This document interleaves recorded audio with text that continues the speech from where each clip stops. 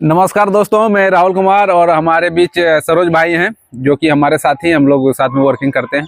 इनके एक साथ वीडियो जो बनाए थे 8 पे कमीशन के लिए कि ट्रेन मैनेजर का सैलरी कितना अप्रॉक्स 2026 के बाद मिलेगा। आज हम इनकी स्ट्रगल के बारे में जानते हैं, क्योंकि जर्नी ट्रेन मैनेजर बनने से पहले काफ़ी परेशानी होता है, जैसे मेरा साथ हुआ है, इनके साथ और सभी के साथ होता है, किसी के साथ नहीं होता है। इनका जर्नी के बारे में जानेंगे। और ये कभी शायरी उरी बहुत कुछ लिखते हैं, बोलते भी हैं।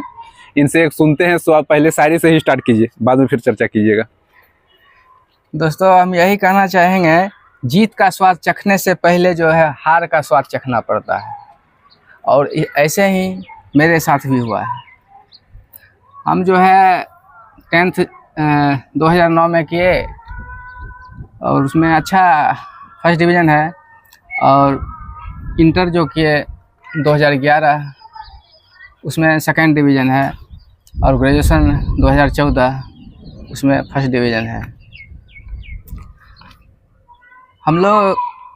हम जीतने से पहले बहुत बार हार चुके हैं, लगभग 5 टाइम हारने के बाद 3 सफलता हाथ लगी।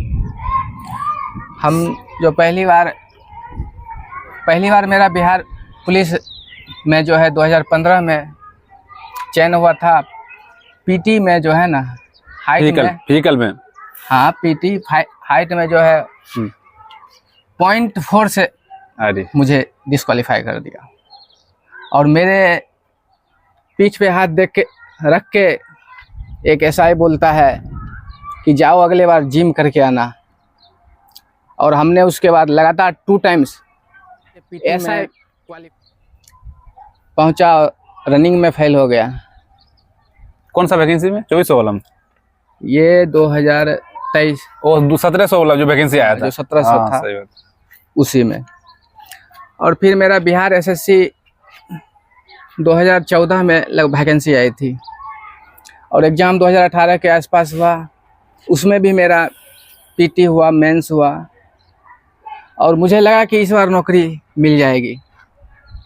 लगभग तय था कि फाइनल सिलेक्शन हो जाएगा, लेकिन हमने तो पढ़ना भी लगभग बंद कर दिया था। और जब रिजल्ट आया तो मेरा सिलेक्शन नहीं हुआ। पूरा शॉट लग गया होगा उसमें? पूरा उस समय शॉट लग गया। लगा कि अब मेरा तैयारी भी छूट गया था। फिर मैं बैकअप लेके पढ़ना स्टार्ट किया। 2018 मेरा एएलपी और टेक्नीशियन में भी हुआ, लेकिन उसमें भी एएलपी में 2.44 से नहीं हो पाया। ग्रुप डी 2018 अहमदाबाद बोर्ड था, वेटिंग में रह गए। वो भी वेटिंग चलते रहा। लेकिन उसके बाद फिर एनटीपीसी और ग्रुप डी 2019 का फॉर्म अप्लाई किए। फिर से तैयारी स्टार्ट किए। तैयारी तो छूट गया था, लेकिन मेहनत किए तो उसमें दोनों में हो गया। और ग्रुप डी मेरा ये था गुवाहाटी बोर्ड। और गुवाहाटी बोर्ड में अपने शिफ्ट का मैं टॉपर रहा। वाह वाह। मेरा मार्क्स था 84 मार्क्स था। और मैं अपने शिफ्ट का टॉपर था। और अभी भी गुवाहाटी बोर्ड में जो मैम है, मेरा स्टेटस देखती है और कॉल करके पूछते रहती है, सरोज कहाँ हो? सरोज इधर है। उसके बाद एनटीपीसी में मेरा लगभग सभी लेवल 6, 5, 3, 2। 6 में क्या हुआ था? 6 में मेरा 6 जो था 64 पॉइंट। नहीं, उसमें क्या हुआ? साइको नहीं हुआ या मेरिट में? नहीं, 64.66 के आसपास था लगभग।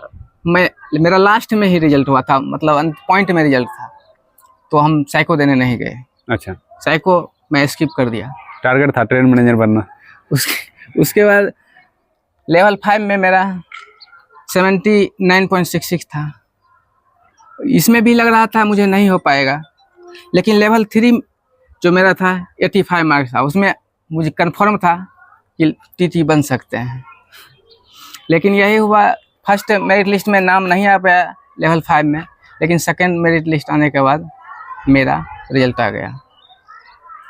उसके बाद क्योंकि नहीं आया कि पहले कुछ विद्यार्थी को दिया, क्योंकि मेरा फर्स्ट लिस्ट में नाम आया था क्योंकि पूरा जितना वैकेंसी था 1400 उतना नहीं दिया था फर्स्ट लिस्ट में, उतना नहीं दे पाए, कम दिया। एक साथ देता तो आपका भी आता आ साथ में। जाता। ये क्या किया कि बीच बीच में कट कट करके 2-3-4 करके। शिफ्ट करके दिया है ऐसा। पैनल बनाया था, पैनल धीरे धीरे करके बनाता था लिमिट के अनुसार। उसके बाद जो है हम ज्वाइन किए, इधर आकर ट्रेनिंग करके ज्वाइन किए। ज्वाइन करने के बाद जो 2018 का जो अहमदाबाद वेटिंग में थे, यहाँ ज्वाइन करने के बाद क्लियर हो जाता है।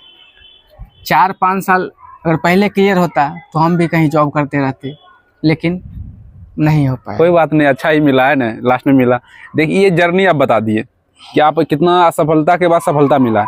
इस बीच में आपको क्या क्या करना पड़ा, जैसे क्विज वगैरह, पढ़ाई उढ़ाई, ये सब अपना जर्नी बताएं। जो कि इसमें हम लोग जो है 4-5 आदमी बैठ करके क्विज करते थे, अच्छे से करते थे। स्टार्टिंग कब किए थे आप? ग्रेजुएशन के बाद पढ़ना कंपटीशन लगभग दुनिया हम में? ग्रेजुएशन के बाद कंपटीशन की दुनिया में आए, पहले ऐसे चल रहा था अपना? 2015 के बाद हम कंपटीशन के दुनिया में आए।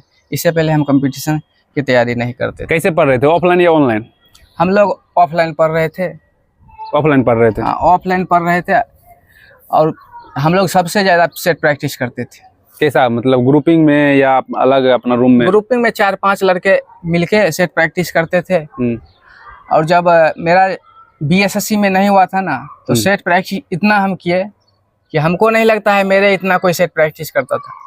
पर डे हमने 15 सेट पर डे लगाया था। हमको नहीं लगता है कि कोई उतना सेट लगा सकते हैं, 15 पर डे।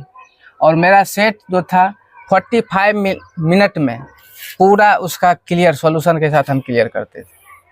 आपको जैसे सेट प्रैक्टिस करते थे ग्रुपिंग में या अकेले करते थे? आप लोग का क्लब भी चलता था समस्तीपुर में? हाँ, समस्तीपुर में क्लब तो बहुत सारा है, लेकिन सेट प्रैक्टिस हम लोग 4-5 आदमी बैठ के करते थे। और क्लब में क्या होता था? सेट प्रैक्टिस होता था या क्यूज होता था?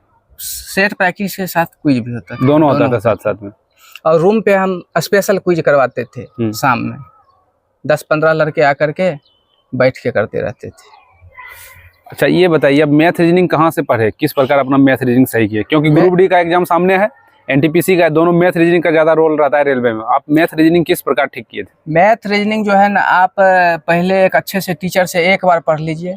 कोई भी टीचर से हो जो आपको समझ में आए, जो आपको टीचर समझ में आए उनसे आप पढ़िए। और उसके बाद 3-4 लड़का बैठ के पर डे 1 जो है चैप्टर बनाइए। मैथ का कितना 15-16 चैप्टर है, उसको आप 2 बार 4 बार 5 बार बनाते रहिए। मेरा मैथ सबसे ज़्यादा कमज़ोर मेरा मैथ था। और ग्रुप डी गुवाहाटी बोर्ड जो था, उसमें हमने मैथ में 25-0-25 आया, जबकि मैथ में हम सबसे कमज़ोर थे। रीजनिंग मेरा सबसे स्ट्रॉन्ग था, रीजनिंग मेरा 2 गलत हो गया। अच्छा, 55 क्वेश्चन में मैथ रीजनिंग में 53 मेरा करेक्ट था। ये होता है रेलवे में, मार्क्स ज़्यादा ला सकते हैं, मैथ रीजनिंग से ला सकते हैं, क्योंकि ये स्कोरिंग सब्जेक्ट है। और जब रिजल्ट नहीं होता है तो आदमी टूट जाता है। ये बात तो है। हम भी टूटे, लेकिन हमको मोटिवेट अपने घर से मोटिवेशन मिला। हम जब भी घर जाते थे तो कोई भी कुछ भी बोले, लेकिन मेरे पापा एक ही बात बोलते थे कि जब तक कुछ होगा नहीं तब तक छोड़ना नहीं है। बस हम मंथ में 1 बार या 2 बार घर जाते थे और पापा के मुंह से यही सुनते थे।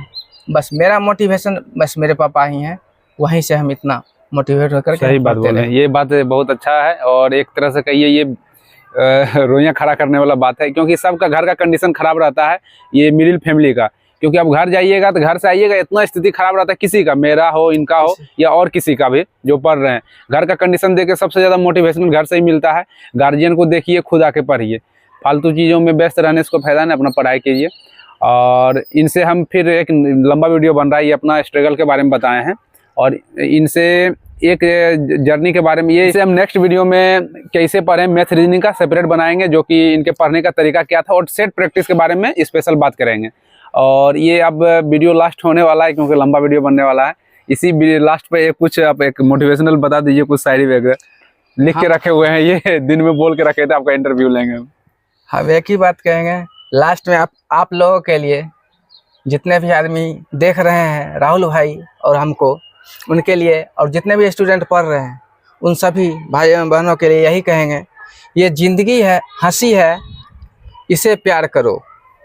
अभी है रात, सुबह का इंतज़ार करो, वो पल भी आएगा जिसकी ख्वाहिश है आपको, रब पे भरोसा रखो, वक्त पे एतवार करो। वाह, इन्हीं शब्दों के साथ नेक्स्ट वीडियो में फिर मिलते हैं इन्हीं शब्दों के साथ, और आप लोग बने रहें। नेक्स्ट वीडियो में इनसे जानेंगे सेट प्रैक्टिस कैसे चाहे मतलब करते थे ये लोग क्लब में, और इसे पढ़ने का पूरा पैटर्न जानेंगे, मैथ रीजनिंग किस प्रकार पढ़ें। आप लोग बने रहें, नेक्स्ट वीडियो में मिलते हैं, तब तक के लिए जय हिंद।